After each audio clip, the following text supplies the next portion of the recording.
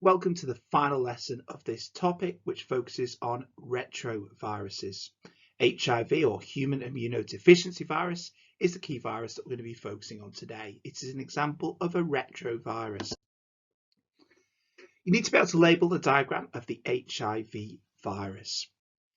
We have the viral envelope made of the lipoproteins, a lipid layer with proteins embedded. We can see the glycoproteins, which are the attachment proteins or spike proteins on the virus.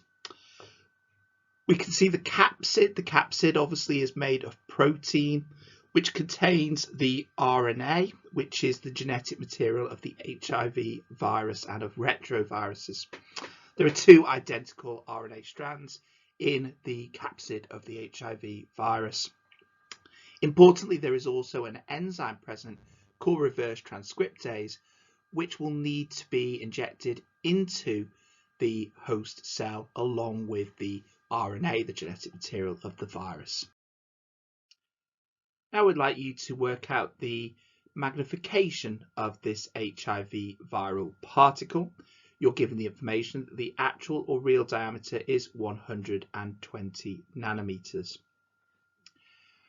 We always tell you to measure the diameter in millimeters and then convert to micrometers, and we want you to do the same as always here. However, because you're given the actual or real diameter in nanometers, you will need to convert it into micrometers because both the image size and the real or actual size need to be in the same units when you put them into the formula. We divide by 1,000 to go from nanometers into micrometers. So the actual or real diameter of this HIV virus is 120 nanometers, or 0.12 micrometers. The formula we need with our formula triangle, I am, cover M for magnification, and therefore the formula we need is I over A, I for image over actual size. We measure the diameter as 41 millimeters. We multiply that by 1,000 to convert that to 41,000 micrometers. And then we divide it by the actual diameter. Again, it's important that the units are both the same. So as we're using micrometers for the image size, it is important that we're using micrometers for the actual size. And again, it shows you just how small these viral particles are. We see a magnification factor of 341,666. So that means that we are seeing an image that is 341,666 times larger than the actual HIV viral particle. So let's really focus in on the retrovirus in question, human immunodeficiency virus, or HIV. So first of all, retroviruses have single-stranded RNA as the genetic material. The bacteriophage viruses, the viruses which infected the bacterial cells that we looked at in the previous lesson, they had double-stranded DNA molecules. So it's a bit easier for those bacteriophage molecules because they're inserting their genetic material in the form of DNA, and that means that they can integrate their genetic material very easily with the genome of the bacterial cell. For the RNA virus, because it has single-stranded RNA as its genetic material, it makes it a little bit more of a challenge to integrate its genetic information with the human white blood cells or human T cells that it infects. Therefore, it must carry an enzyme called reverse transcriptase, and all retroviruses possess this enzyme. It helps to convert the viral RNA to DNA, which means that we have a DNA copy of the viral genes, which can be inserted into the host cell's chromosomes to form a provirus. The retrovirus HIV that we're looking at is infecting human cells, human white blood cells, human T white blood cells, T lymphocytes, and therefore we need to ensure that the viral RNA is first converted to DNA containing the viral genes so that it can incorporate with the DNA that makes up our chromosomes. As we'll see in the diagram, the viral DNA, as it becomes after the viral RNA is used to produce a DNA copy of the viral genes, integrates with the human DNA in the human chromosomes. This forms a provirus. Remember, the provirus is the human chromosome, the human DNA, with the insertion of the viral DNA. This viral DNA may not initially be expressed to produce viral proteins and viral RNA initially, and therefore the virus can lay dormant, the viral DNA being present within the genome of the human cells without actually any sign that the virus is there. There are no new viral particles being produced. It's a lysogenic style cycle. Every time the host cell does divide by mitosis, as these cells are human cells, the provirus will be replicated. So we will start to see more and more cells within the human body infected with this viral DNA. This viral DNA being part of combined with the human chromosomal DNA. Although at this stage, there's no obvious sign of any problems or illness or poor health, because this viral DNA is just sitting there. It's not being expressed. It's not being turned into viral RNA or viral proteins. No viral particles are being produced. The most well-known retrovirus is HIV, which infects white blood cells. It particularly infects the white blood cells called T helper lymphocytes. When you do the immune system in biology with Lindsay, you will look at the T helper lymphocyte cells.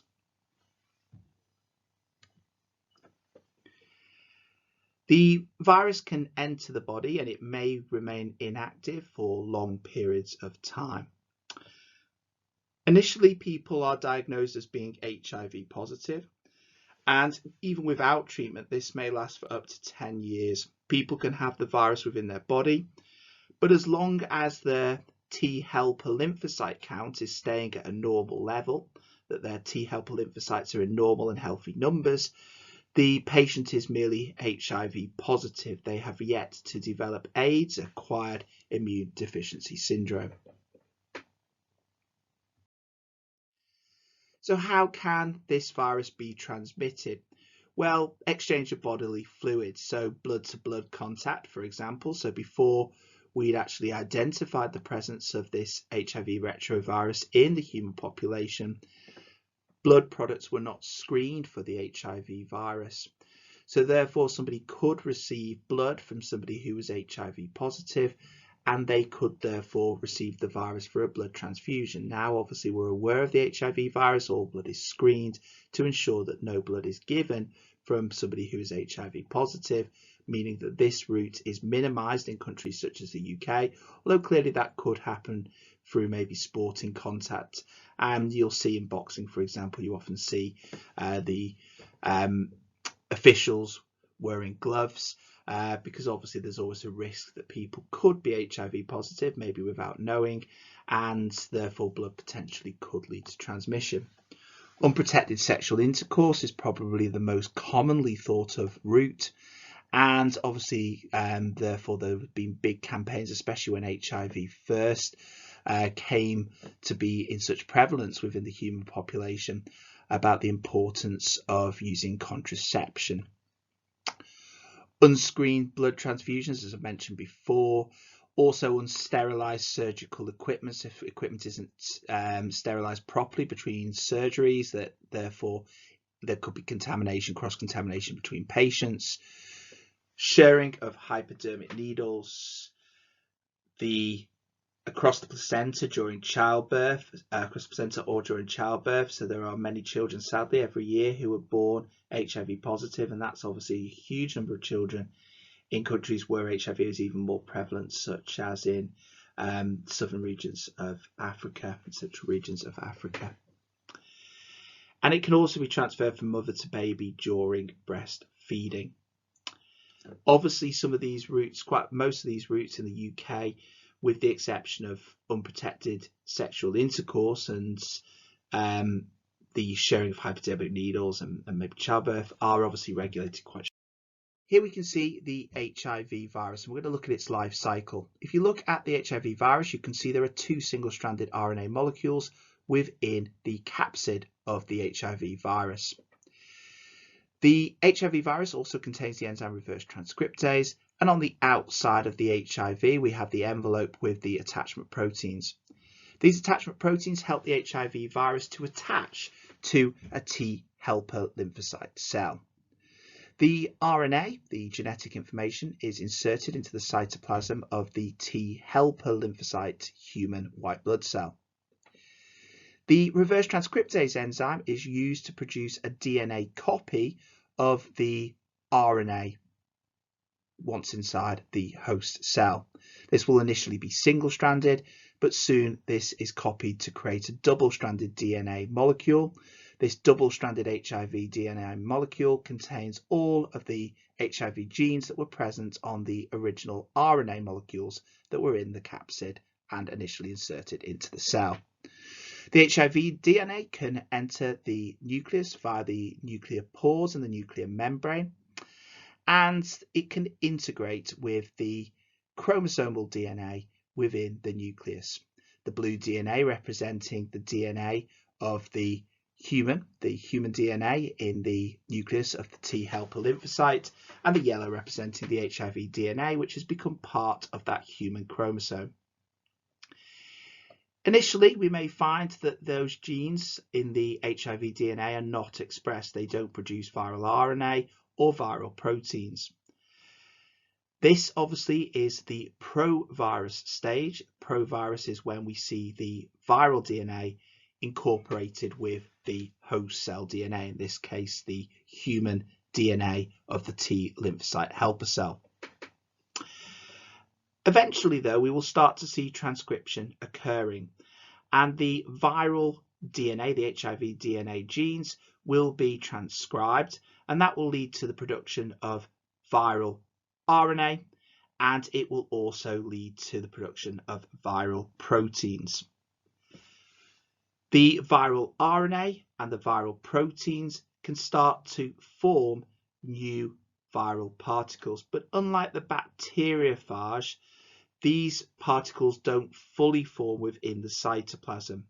They require the formation of the envelope to go around the capsid and the RNA genetic material, and that comes from the budding process when the viral particles gain lipid to build this lipid envelope by budding from the membrane, the cell surface membrane of the T helper lymphocyte cell.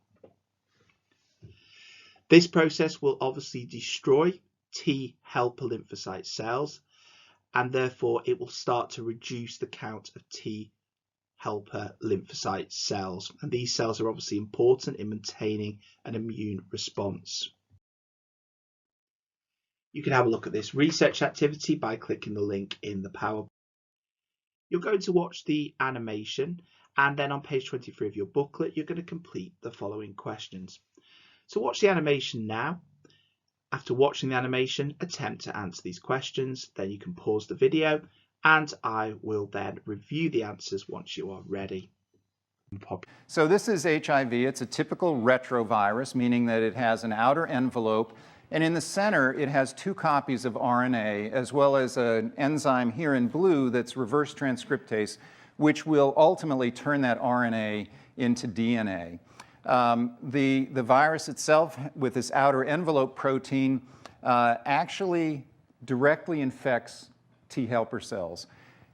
The way that it does this is that as it comes up to the cell surface, it uses receptors that are on T helper cells and exclusive to T helper cells, which are CD4 molecule, which really defines T helper cells. It's a surface receptor that binds to the envelope protein.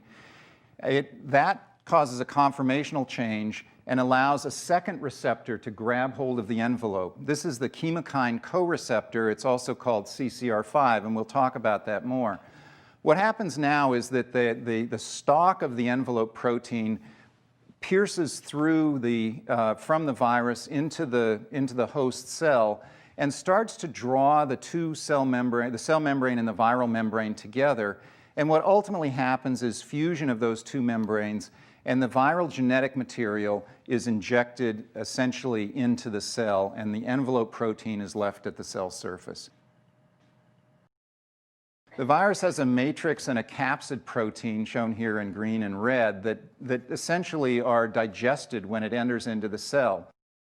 That releases viral enzymes and the viral RNA.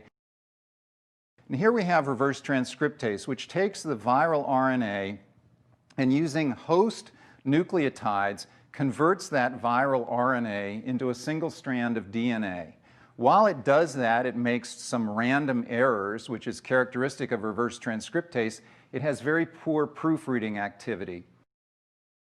That single-stranded DNA now is again reverse transcribed into a double-stranded DNA. At that point, another enzyme that has come in with the virus in the beginning, called integrase, essentially grabs hold of that double-stranded DNA and carries it through a nuclear pore into the nucleus of the cell. Within the nucleus of the cell, it finds the host chromosome, and the integrase enzyme makes a nick in the host DNA and allows for HIV to insert itself into the host chromosome. And that right there is what establishes lifelong infection. Now, RNA polymerase comes along and makes messenger RNA. Those messenger RNAs encode for different viral proteins.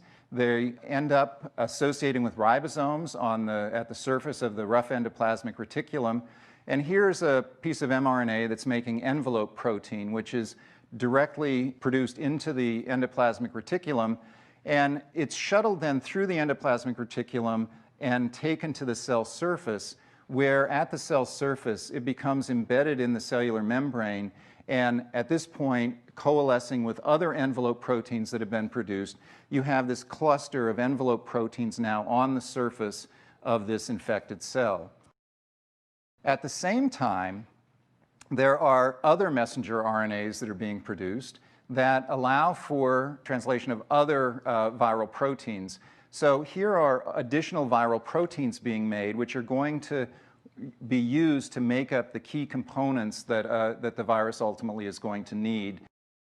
These are transported again to the cell surface, to the area where these envelope proteins are, and a strand of RNA as well as some of the enzymes are part of that complex.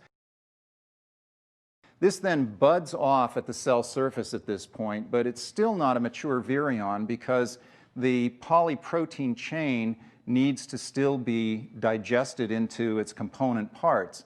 That's done by an enzyme called protease. Protease breaks up those polyprotein chains and ultimately allows for them to coalesce and form the mature structures that make up the final virion. And now you have a mature infectious virion that can go on now to infect other cells. Once that happens, now the cell can produce tons of viruses, and this is really what then keeps the whole process going. The receptor on the target cell being the T helper lymphocyte cells, the lymphocyte cells being white blood cells, part of the immune system of the human, are the CD4 chemokine receptors. So they're CD4 receptors. These receptors are present on the T helper cells, which enables the HIV virus to attach to these particular cells. That CD4 receptor is not present on other types of human cells within the body, and therefore it's why it can target these cells but not other types of cells in the body. What happens after the viral and host cell membranes fuse? The HIV RNA, remember it's RNA, and the proteins enter the cell. Those proteins obviously include the enzyme reverse transcriptase. The enzyme reverse transcriptase is able to take the viral RNA and use it as a template to produce a DNA copy of the virus genetic information. So all of the viral genes are now in the form of DNA, which can integrate with the chromosome of the human T helper lymphocyte cells. The virus DNA then migrates to the host nucleus cell, to the nucleus of the T helper lymphocyte cell, and it gets integrated and becomes part of the human chromosomes. Once it's integrated, we then have the provirus. Cell activation occurs, and when cell activation occurs, this is when those genes, those viral genes, the HIV genes, that are part of the human chromosome start to be transcribed and translated. We start to see viral proteins and viral RNA being produced, which can be used to produce new viral particles. Words of the proteins, which include reverse transcriptase and the RNA genome, migrate to, well, they'll move towards the cell surface membrane on the host cell, and then we see the mature infectious virus produced when the HIV buds from the cell and becomes surrounded by the host cell, by the lipids from the plasma membrane or cell surface membrane of the T lymphocyte helper cell. An HIV positive person will develop AIDS when the HIV virus destroys enough of their T helper lymphocyte cells and their numbers fall below a critical level. We've said that when the new viral particles are formed and the budding process occurs and the virus is released from the T lymphocyte helper cell, this will lead to the lysis of these T helper cells and their destruction. The more and more of these cells are destroyed and the lower the T helper cell count becomes, the less effective the immune system becomes. And once the immune system is compromised to such levels, the person is classed as having AIDS. They are more susceptible to certain infections which would normally be fought off fairly easily by someone with a fully active immune system, and also they're more susceptible to certain types of cancer. So the person's T helper cell count will be monitored closely, and once it falls below a designated level, the person will move from being classed as being HIV positive to being to having fully blown AIDS, acquired immune deficiency syndrome. And obviously this is the animation link to annotate your life cycle diagram. So we need to compare and contrast the life cycle of HIV and bacteriophage T2. So let's consider the type of host cell. What host cells does HIV infect? What host cells does bacteriophage T2? Remember, there's two different types of bacteriophage we looked at. This is T2. Think about the genetic material in the viral core, the cell surface receptors, how the virus penetrates the host cell, production of genetic material, formation provirus, etc., etc. So let's look at the difference between HIV and T2 bacteriophage. Importantly, HIV has the genetic material RNA, bacteriophage has DNA as its genetic material. Remember, bacteriophage viruses infect bacteria, where HIV viruses infect human cells, eukaryotic cells, and specifically the T helper cells of the immune system. The HIV virus undergoes a lysogenic style life cycle, in which its genetic material becomes integrated with the DNA of the host cell. The bacteriophage T2, though, undergoes a lytic cycle. Its DNA does not become integrated with the bacterial chromosome DNA. Remember, there is another type of bacteriophage lambda, which does have a lysogenic cycle. It does create a provirus, but this is bacteriophage T2 we're talking about, that follows the lytic cycle. CD4 receptors are the receptors the HIV virus can attach to on the T helper cells. They're only present on the T helper cells. They're not present on other types of cell within the human body. That's why the HIV virus can only infect this particular type of cell. The T2 virus binds to specific receptors on the bacterial surface, but you don't need to know their names specifically. The envelope protein of the HIV virus, the envelope proteins, the attachment proteins, bind to the host cell receptor, the CD4. The viral envelope then fuses, the viral envelope being made of lipids, with the host cell membrane, and the capsid then is injected into the host cell. The capsid obviously contains the RNA, the genetic material of the HIV. The T2, on the other hand, is a complex virus. Okay, it's complex, that's its name, and it has these tail fibers which bend. It has a base plate which is anchored by pins to the cell surface of the bacterial cell, and then its tail sheath will physically contract. It'll get shorter, and a hollow spike will be pushed into the cell, aided by enzymes which will inject the DNA into the host cell, the bacterial cell. HIV virus has a little bit of a problem that its viral RNA can't actually integrate and become part of the human chromosome, because the human chromosomes are made of double-stranded DNA. So reverse transcriptase enzyme, which is injected by the virus into the T helper cell, along with the viral RNA, is used to make initially a single-stranded viral DNA copy of the virus RNA. This single-stranded viral DNA molecule, though, could not integrate with the double-stranded DNA of the human chromosome. So we need to create a double-stranded version. So we get a double-stranded viral DNA molecule produced containing all of the virus genes that were present in the viral RNA. The phage, on the other hand, doesn't have that problem. Its genetic information is in the form of DNA. The phage also has enzymes. Its enzymes, though, are focused on breaking down the bacterial host DNA.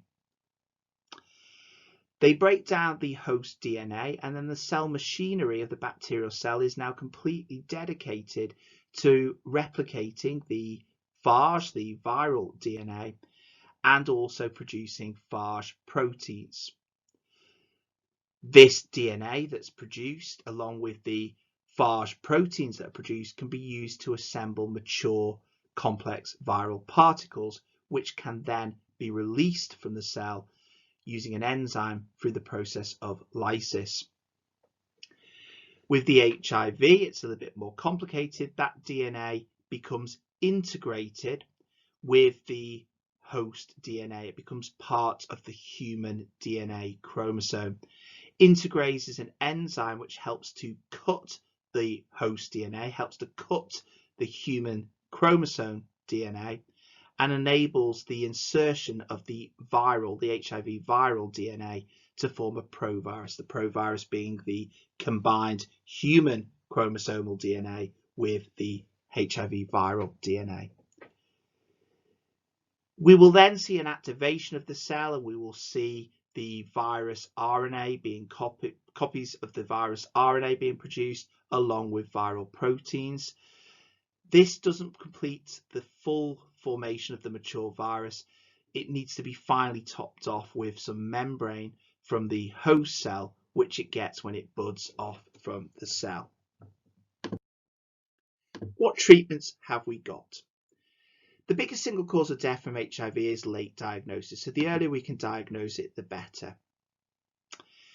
We can then treat the individual before their T cell levels drop too low, and the life expectancy will be the same as an HIV negative person if we can identify the HIV infection at a very early stage when the T cell count is still very high. So you can have a look yourself at this cycle and think, how could we target some drug treatments? Where would you target drug treatments? What would you try and get the drugs to do? How would you try and stop that virus in its tracks? There's loads of points where you could look to try and stop the HIV life cycle and prevent the virus from producing new viral particles, which will lead to the lysis and destruction of T helper cells. Think about all of the points and positions where you could target drugs, and let's see if some of the suggestions you come up with, we're actually going to see some actual real-world implications and uses of those. You can follow this link to this website to find some examples of HIV drugs that work in many different ways, and you can see there are 7 different areas in which these drugs are targeting of the life cycle, and they are working to try and stop or arrest the life cycle at each of these points. Very interesting to take. One really important potential way of dealing with HIV is to tackle the HIV virus infection at a very early stage, what we call post-exposure prophylaxis, or PEP. This treatment is highly effective in 75 to 80% of cases if you give this treatment to a person within 72 hours after they've first been exposed to HIV. So, for example, if somebody was to have unsafe sex, unprotected sex, and then realised that that they had sex with someone who's HIV positive, that they found out immediately after, they could have this treatment, and it's likely to be able to prevent the HIV infection taking hold. This, however, is more commonly going to be the situation if someone has been raped or sexually assaulted, and as a result of them maybe not obviously being aware potentially of who their attacker is, they might be given this treatment as a precaution just in case the attacker happens to be HIV positive.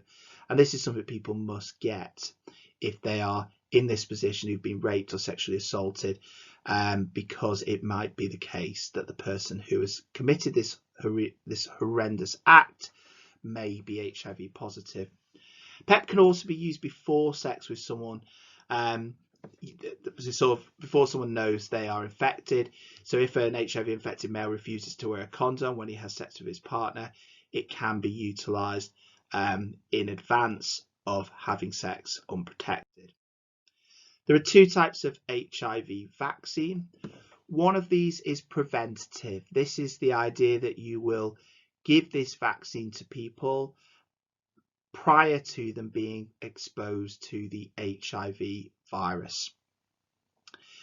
And this will therefore prevent people from becoming infected with the virus should they come into contact with the virus, should that virus infect them at any stage in their life.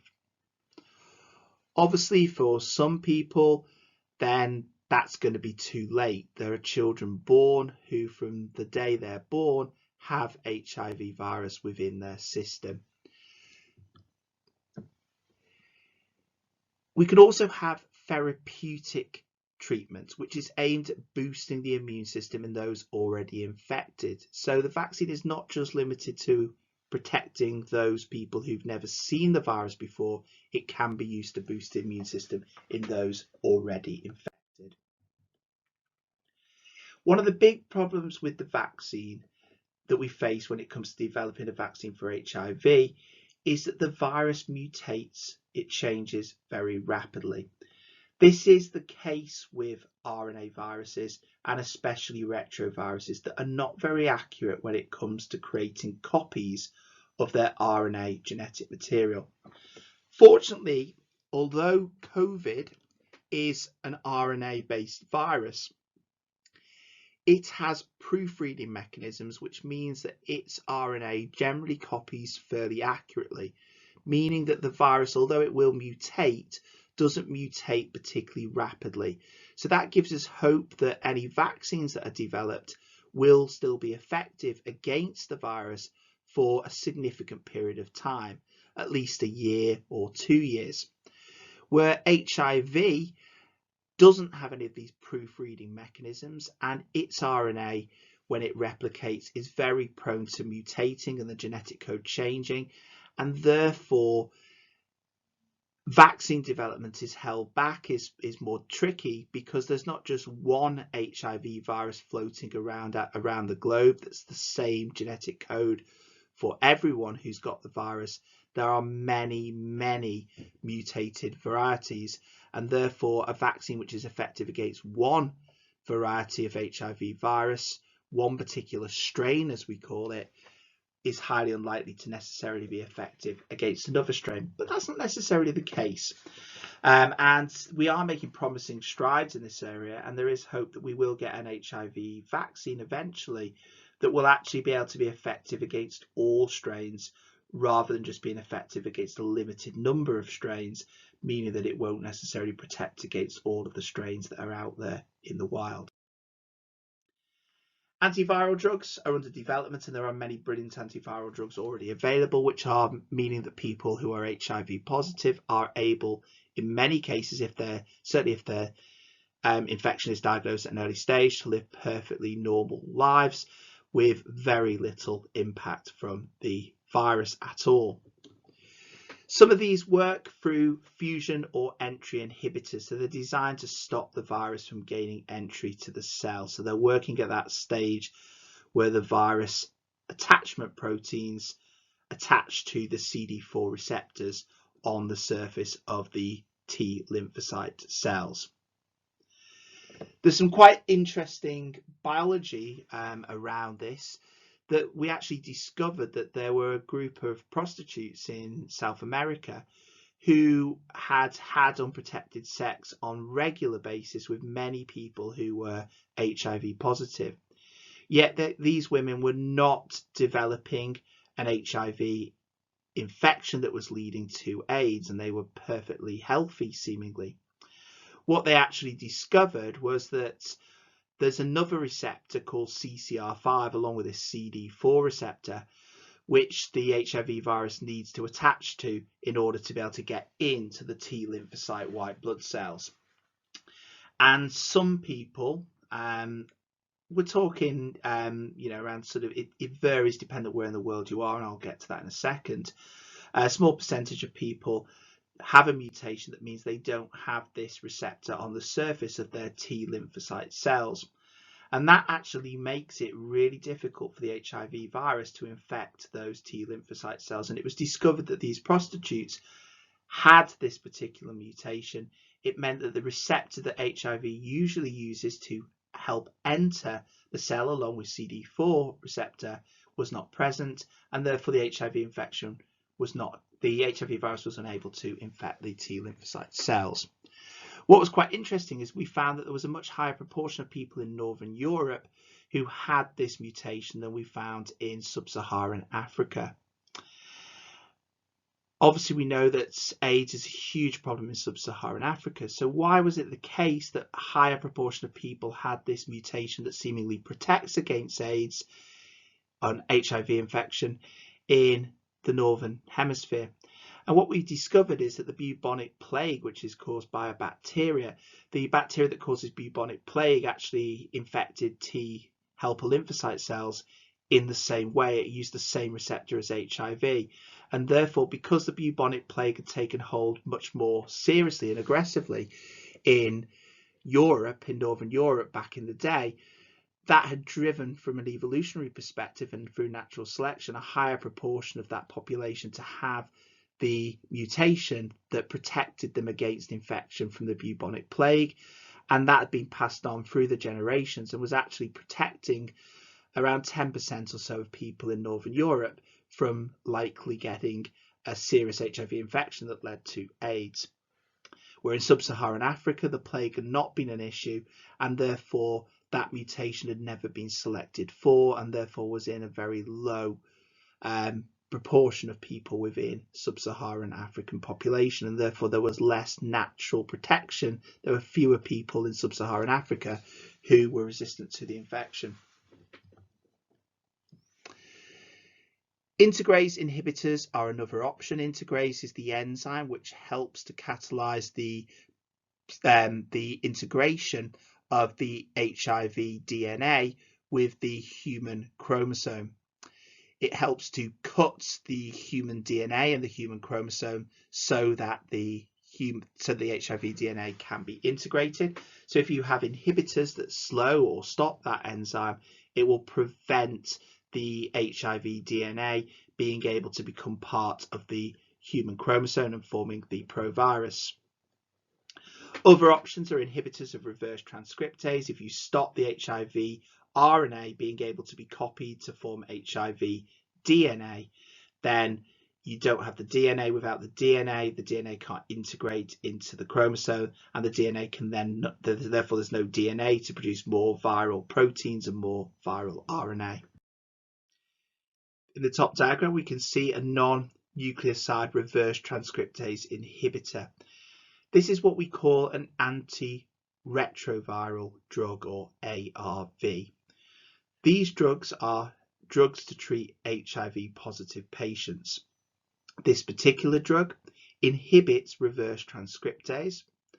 It binds to and blocks the HIV reverse transcriptase, and it prevents the HIV virus, HIV RNA, being copied to HIV DNA. And this will therefore prevent the formation of HIV DNA, the formation of HIV proteins, more HIV RNA, and the integration with the human chromosome. Protease inhibitors are another type of antiretroviral ARV HIV drug, and these actually block protease, which is another enzyme that HIV can produce and is produced when the HIV virus DNA becomes part of the human chromosome and those genes are transcribed and translated. And this protease is needed to help the HIV virus become a mature virus that can infect other cells. To become a mature virus, it needs to be coated with this lipid coating and the glycoprotein coating, the envelope on the outside, and these protease inhibitors prevent that happening. CCR5 antagonist links back to what I said before. There are actually two receptors that are required for the entry of HIV virus. There's the CD4 receptor, and there is also this CCR5 co-receptor. There's another one called CXCR4 co-receptor as well. It's the CCR5 receptor, which I said is actually lacking, is missing in some people who have a mutation, which has actually protected those individuals from infection by HIV, even when they've been infected with the virus on numerous occasions, because without that CCR5 receptor on the surface of the T helper cells, HIV can't get in.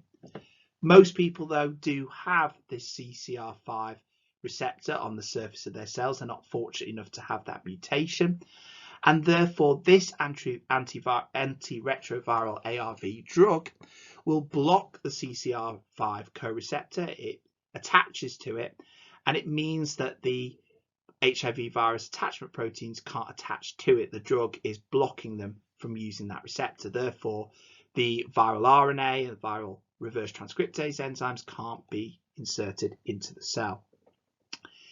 And we've got the integrase strand transfer inhibitor, which again is another type of antiretroviral ARV HIV drug. And as we said, integrase is the enzyme that cuts the human DNA, making up the human chromosome, and enables the HIV DNA to be incorporated in the middle of the human DNA in the chromosome. Therefore, if you inhibit the integrase enzyme, you prevent it cutting the human DNA, and you prevent the HIV DNA being able to be inserted and prevent it from forming a provirus. Drugs on trial, we've got TNX-355, which blocks HIV from binding to a protein on the cell surface. We've got Pro-140, which contains genetically engineered antibodies to help fight infection. And in one study, all the patients showed at least a 10-fold decrease in HIV virus load. You've got KP1461, which has a unique approach to fighting HIV. It's called viral decay acceleration. The idea here is to increase the rate at which HIV mutates when it replicates.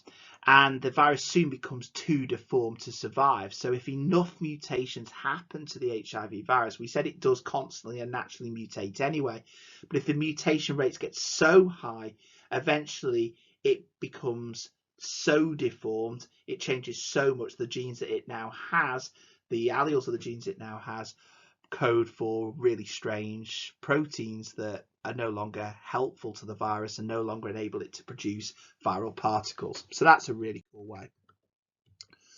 Other preventative measures that we've got currently in development are rub-on gels, creams and foams, which can be applied in the vagina or the rectum before or after sex to prevent infection. So they will actually, if any viral particles are deposited within the vagina or within the rectum, these will actually destroy the virus very aggressively before it can actually attach to any cells which it can insert its viral RNA into. And these can work in different ways as well, including strengthening the body's immune system and then halting the spread of the virus. And there's an article on Carmel Connect that you can take a look at. So here are some exam questions for you to work your way through. Pause the video here and then I'll review through the answers to these questions. We have the envelope of the HIV virus. Obviously this envelope is a lipid, a phospholipid envelope. Obviously this envelope does also have these glycoproteins present, which are the attachment proteins, but A is specifically pointing to the lipid, the phospholipid bilayer that makes up the lipid envelope. The capsid, remember, is made of protein. The capsomeres are those little circles, those little capsomeres are joined together to form the capsid. It's sometimes referred to as the nucleocapsid because it's like the equivalent of the viral nucleus. The capsid contains the genetic material of the virus, and in this case it's obviously two single strands of RNA, and obviously there is some reverse transcriptase. The graph shows the change in the number of T cells and HIV particles in the blood of a person following infection. Remember, the T cells are the white blood cells of the human, and it's these T cells which are being affected by the HIV particles. Explain why the number of HIV particles in the blood rises during the first few months after infection. Well, the HIV is invading the cells, the HIV RNA is inserted, becomes HIV DNA, which integrates with the human chromosomes. We then see those HIV genes being transcribed and translated to form HIV RNA and HIV proteins. This RNA and protein can combine to form more viruses, and then these cells release the viruses into the blood. And when they're released into the blood, lysis of these T cells occurs. These cells burst, and these T cells are killed when the virus is released. The graph shows the changes again in the number of T cells and HIV particles in the blood of a person following infection. Why do we see the number of HIV particles in the blood remaining low between 1 and 7 years? The reason for this is that the virus may well remain dormant. The viral DNA, as it becomes incorporated with the human chromosome, with the human chromosomal DNA, and forms a provirus. But that viral DNA may not be expressed, it may not be transcribed or translated, so we don't get the formation of any viral RNA or any viral proteins, and therefore we don't get any formation of any new viral particles. This person developed a large number of infections about 9 years after he first became infected with HIV. Using the information from the graph, explain why. So why about 9 years did we start to see a large number of infections? Well, the crucial thing here is the HIV has really aggressively started to destroy the T cells. As it destroys the T cells, those virus particles are then free to go and infect more and more T cells. As they infect more and more T cells, they replicate in those T cells, and then they cause lysis of those T cells as well. The immune system will therefore not be working properly if there's too low a count of these T cells, which are vital, these T helper cells, which are a vital part of our coordinating our immune system, and the person is unable to remove infection. What we call opportunistic infections, or named examples of opportunistic infections, occur, and often people with HIV may well die from the likes of pneumonia because they're unable to clear bacterial infections, which normally bacterial infections of the respiratory system that normally people could clear, but because their immune system is so depleted with such a low count of T helper cells, they're unable to fight off these infections. So some facts about HIV and AIDS. AIDS is the 4th biggest killer in the world. Almost 5 people die every day due to AIDS, and more than 60 million people have been infected with HIV, which is just slightly under the population of the entirety of Great Britain and Northern Ireland. 30 million people have died from AIDS-related illnesses worldwide, and 33 million are currently living with HIV/AIDS worldwide. So sadly, 97% of these people with HIV and AIDS are living in low and middle income countries where some of these brilliant antiretroviral drugs are just not as freely available. AIDS is the biggest killer in sub-Saharan Africa, and 67% of all people worldwide are in sub-Saharan Africa. So therefore, there's a lot of people who are being infected. 16% of South African men aged 20 to 29 are HIV positive, a huge proportion. And 33% of South African women aged 20 to 29 are HIV positive, an even more significant number. 50% of people aged 15 and over with HIV are women and girls. More than 90% of HIV infections in children come from mother to child transmission, either across the placenta or during childbirth. Obviously, childbirth is a pretty arduous process and physical process, and obviously there can be mixing of bodily fluids and bleeding when the mother gives birth, and that can lead to infection of the child. In our country, there have been 20,000 deaths. In the UK from HIV, there are 100,000 HIV positive people in the UK that we're aware of. 7,000 new HIV diagnoses in the UK occur each year, and the numbers with HIV in the UK grows by 7% each year. You might say, well, why is it growing? Well, people who are HIV positive historically, before we had the treatments, would die potentially 10 years after getting infection. But now with these fantastic antiretroviral treatments, so many people who are diagnosed early with HIV are living long, healthy lives, and therefore they remain HIV positive for the rest of their life, but it isn't going to impact on their life expectancy. So more and more people will naturally pick it up as it is endemic within the population, but more and more people, thankfully, are being able to be treated with drug medications, which mean they can live a life which they hardly know they're infected, or don't at all seem to know they're infected, because it's so effective. So if we look at viral diseases and AIDS and its replication process, here we can see again the life cycle that we've talked about. This is just another way of looking at exactly the same thing. I won't talk. Again, this diagram shows the process that we've just been describing of the HIV virus attaching to the T helper cells and the viral RNA entering the host cell, the T lymphocyte helper cell. Reverse transcriptase will create a double-stranded copy, DNA copy of the single-stranded viral RNA, the viral RNA represented by the red single-stranded molecule, and the green is representing the double-stranded viral DNA.